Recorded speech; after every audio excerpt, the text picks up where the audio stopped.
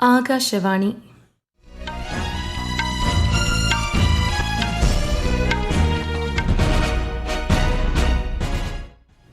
നമസ്കാരം.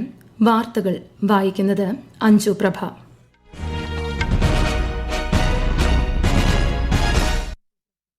പ്രധാന വാർത്തകൾ. പ്രധാനമന്ത്രി നരേന്ദ്രമോദി ന്യൂസിലൻഡ് പ്രധാനമന്ത്രി ക്രിസ്റ്റഫർ ലെക്സനുമായി കൂടിക്കാഴ്ച നടത്തി. ഇന്ത്യൻ സമൂഹത്തെ ഇന്ന് അഭിസംബോധന ചെയ്യും. INS മഹേന്ദ്രഗിരി ഇന്ന് വിശാഖപട്ടണത്ത് കമ്മീഷൻ ചെയ്യും. ചടങ്ങിൽ രാജ്യരക്ഷാമന്ത്രി രാജ്നാഥ് സിംഗ് മുഖ്യാതിഥിയാകും. വിദേശകാര്യമന്ത്രി S ജയശങ്കർ ഒമാൻ വിദേശകാര്യമന്ത്രിയുമായി കൂടിക്കാഴ്ച നടത്തി. ഹോർമൂസിൽ കപ്പൽ ഗതാഗതം സുഗമമാക്കുന്നതടക്കമുള്ള വിഷയങ്ങൾ ചർച്ചയായി. വയനാട് തുരങ്കപാതയുടെ നിർമ്മാണവുമായി ബന്ധപ്പെട്ട് കൂട്ടിയിട്ടിരിക്കുന്ന മണ്ണ് നീക്കുന്നതിൽ റിപ്പോർട്ട് സമർപ്പിക്കാൻ 3-അംഗ വിദഗ്ധ സമിതിയെ നിയോഗിച്ച് സംസ്ഥാന സർക്കാർ. യുവജനങ്ങളുടെ പ്രതീക്ഷകളും അഭിലാഷങ്ങളും സാക്ഷാത്കരിക്കുക എന്ന പ്രമേയവുമായി ഇന്ന് ലോക ജനസംഖ്യാ ദിനം.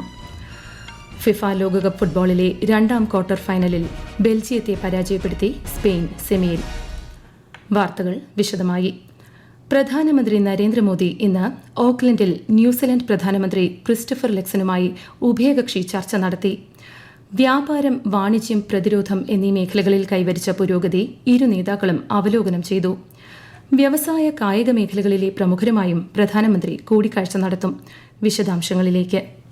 ഓസ്ട്രേലിയ, ഇന്തോനേഷ്യ എന്നിവിടങ്ങളിലെ സന്ദർശനങ്ങൾ വിജയകരമായി പൂർത്തിയാക്കിയ പ്രധാനമന്ത്രി ഇന്നലെയാണ് ഓക്ലാൻഡിലെത്തിയത്. വിമാനത്താവളത്തിൽ ന്യൂസിലൻഡ് പ്രധാനമന്ത്രിയുടെ നേതൃത്വത്തിൽ ശ്രീ മോദിക്ക് ഊഷ്മള വരവേൽപ്പ് നൽകി. ന്യൂസിലൻഡിലെ ഇന്ത്യൻ പ്രവാസി സമൂഹത്തെയും പ്രധാനമന്ത്രി ഇന്ന് അഭിസംബോധന ചെയ്യും. തലമുറകളിലൂടെ ഇന്ത്യയുടെ സമ്പന്നമായ സാംസ്കാരിക പൈതൃകം കാത്തുസൂക്ഷിക്കുന്ന ന്യൂസിലൻഡിലെ ഇന്ത്യൻ പ്രവാസികളെ അദ്ദേഹം അഭിനന്ദിച്ചു. പ്രധാനമന്ത്രിയുടെ 2 ദിവസത്തെ സന്ദർശനത്തോടനുബന്ധിച്ച് ന്യൂസിലൻഡിലെ പ്രശസ്തമായ സ്കൈ ടവർ ത്രിവർണ പതാകയുടെ നിറങ്ങളിൽ ദീപാലങ്കൃതമാക്കിയിരുന്നു. 4 പതിറ്റാണ്ടിനിടയിൽ ഇതാദ്യമായാണ് ഒരു ഇന്ത്യൻ പ്രധാനമന്ത്രി ന്യൂസിലൻഡിൽ ഔദ്യോഗിക സന്ദർശനം നടത്തുന്നത്. News desk, Akashvani.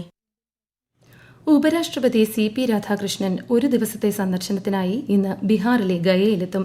സന്ദർശനവേളയിൽ ഗയയിലെ Bihar institute of public administration and rural ഡെവലപ്മെന്റിൽ ബീഹാർ നിയമസഭയിലെ അംഗങ്ങൾക്കുള്ള പരിശീലന പരിപാടി അദ്ദേഹം ഉദ്ഘാടനം ചെയ്യും. രാജ്യത്തിന്റെ തീരദേശ സുരക്ഷ ഉറപ്പാക്കാൻ കേന്ദ്ര സർക്കാർ പ്രതിജ്ഞാബദ്ധമാണെന്ന് കേന്ദ്ര ആഭ്യന്തരമന്ത്രി അമിത്ഷാ.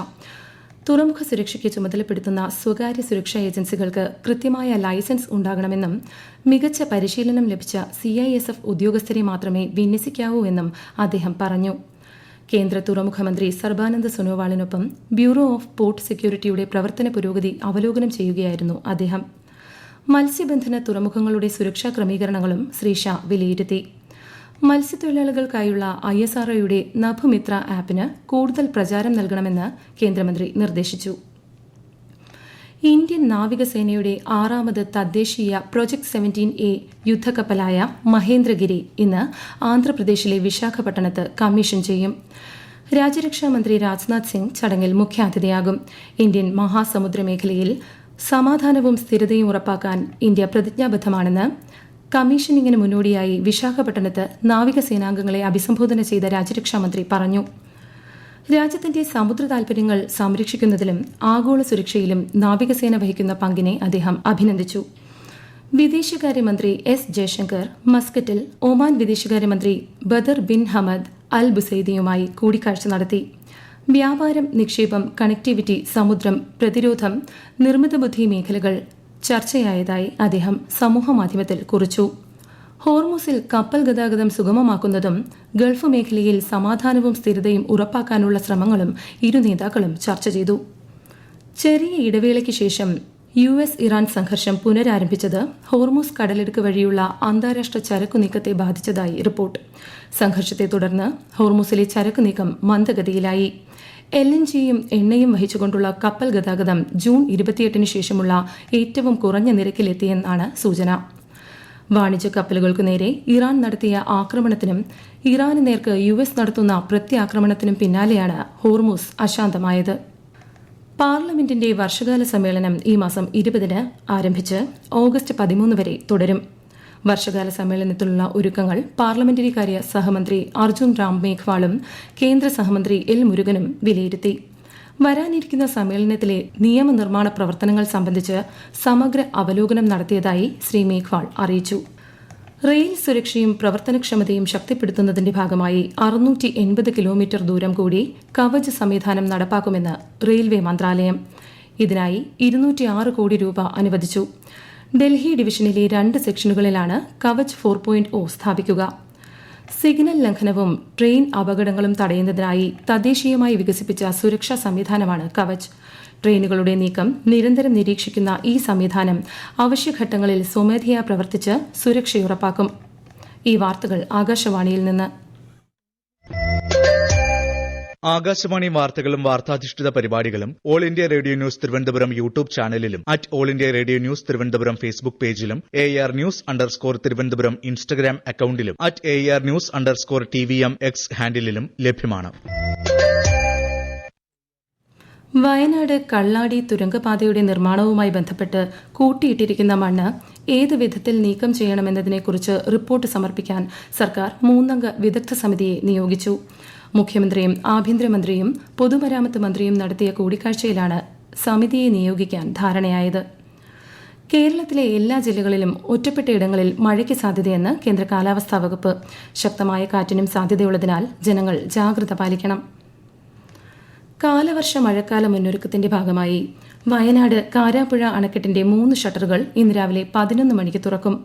പുഴയിലെ ജലനിരപ്പ് ഉയരാൻ സാധ്യതയുള്ളതിനാൽ കാരാപ്പുഴയുടെ തീരങ്ങളിൽ താമസിക്കുന്നവർ അതീവ ജാഗ്രത പാലിക്കണം. ഫിഫ ലോകകപ്പ് ഫുട്ബോളിലെ 2-ാം ക്വാർട്ടർ ഫൈനലിൽ ബെൽജിയത്തെ പരാജയപ്പെടുത്തി സ്പെയിൻ സെമിഫൈനലിൽ. 1-2 ഗോളുകൾക്കാണ് സ്പെയിനിന്റെ ജയം. നാളെ നടക്കാനിരിക്കുന്ന ക്വാർട്ടർ മത്സരങ്ങളിൽ നോർവേ ഇംഗ്ലണ്ടിനെയും അർജന്റീന സ്വിറ്റ്സർലൻഡിനെയും നേരിടും. ആകാശവാണിക്ക് വേണ്ടി സുരേഷ് ബാബു തയ്യാറാക്കിയ റിപ്പോർട്ട്. ഏറ്റവും അധികം കിരീട സാധ്യത കൽപ്പിച്ചിരുന്ന ബ്രസീലിനെ വീഴ്ത്തി അട്ടിമറി വീരപരിവേഷം നേടിയ നോർവേയും ഒത്തിണക്കവും ടീം വർക്കും കൈമുതലാക്കിയ ഇംഗ്ലണ്ടും തമ്മിലുള്ള പോരാട്ടം തീപാറുമെന്ന് ഉറപ്പ്. മികവുറ്റ പ്രതിരോധ മധ്യ മുന്നേറ്റ നിരയുള്ള ലോകത്തെ ഏറ്റവും സന്തുലിതമായ ടീമാണ് ഇംഗ്ലണ്ട്. ഇംഗ്ലണ്ടിന്റെ ശക്തി ഒരു സൂപ്പർ താരമല്ല, മറിച്ച് ഒരു കൂട്ടം കളിക്കാരാണ്. ലോകോത്തര സ്ട്രൈക്കർമാരായ ഹാരി കെയ്നും എർലിംഗ് ഹാലണ്ടും നേർക്കുനേർ വരുന്ന പോരാട്ടമായതുകൊണ്ട് തന്നെ ആവേശം 10 മടങ്ങാണ്. ആരാണ് ക്യാമൻ എന്ന് ഒറ്റനോട്ടത്തിൽ പറഞ്ഞ് അവസാനിപ്പിക്കാൻ കഴിയാത്ത ഇംഗ്ലണ്ട് നോർവേ മത്സരം ഈ ലോകകപ്പിലെ ഹെവി വെയിറ്റ് പോരാട്ടം തന്നെയായി മാറും. നാളെ രാവിലെ 6:30 അർജന്റീന സ്വിറ്റ്സർലൻഡ് പോരാട്ടം. ഇന്ന് ലോക ജനസംഖ്യാ ദിനം. കുടുംബാസൂത്രണത്തിന്റെ പ്രാധാന്യം, ലിംഗസമത്വം, ദാരിദ്ര്യം, മാതൃ ആരോഗ്യം, മനുഷ്യാവകാശങ്ങൾ തുടങ്ങിയ വിവിധ ആഗോള ജനസംഖ്യാ പ്രശ്നങ്ങളെക്കുറിച്ച് അവബോധം വർദ്ധിപ്പിക്കുക എന്നതാണ് ലോക ജനസംഖ്യാ ദിനത്തിന്റെ ലക്ഷ്യം. യുവജനങ്ങളുടെ പ്രതീക്ഷകളും അഭിലാഷങ്ങളും സാക്ഷാത്കരിക്കുക ഇന്നും ഭാവിയിലേക്കും എന്നതാണ് ഈ വർഷത്തെ ലോക ജനസംഖ്യാ ദിനത്തിന്റെ പ്രമേയം. നാളത്തെ ജോലി സാധ്യതകൾ കണക്കിലെടുത്താവണം ഇന്നത്തെ ക്ലാസ് മുറികൾ രൂപകൽപ്പന ചെയ്യേണ്ടത് എന്ന് കേന്ദ്ര നൈപുണ്യ വികസന സംരംഭകത്വ സഹമന്ത്രിയും വിദ്യാഭ്യാസ സഹമന്ത്രിയുമായ ജയന്ത് ചൌധരി ഇന്നലെ ഗുജറാത്തിലെ സൂററ്റ് ITI സന്ദർശന വേളയിൽ പറഞ്ഞു. നൈപുണ്യ വികസനത്തിന്റെ ഒരു പുതിയ മാതൃകയുടെ ആവിർഭാവത്തിനാണ് ഇന്ത്യ സാക്ഷ്യം വഹിക്കുന്നതെന്നും അദ്ദേഹം പറഞ്ഞു. സെൻസസ് 2027ന്റെ ഭാഗമായുള്ള വിവരശേഖരണ പ്രവർത്തനങ്ങൾ സംസ്ഥാനത്ത് ഈ മാസം 30 വരെ തുടരും. വീടുകളുടെ സെൻസസും പട്ടികപ്പെടുത്തലുമാണ് ഈ ഘട്ടത്തിൽ നടക്കുന്നത്. അടുത്ത വർഷം ഫെബ്രുവരിയിലാണ് ജനസംഖ്യാ കണക്കെടുപ്പ് നടക്കുക.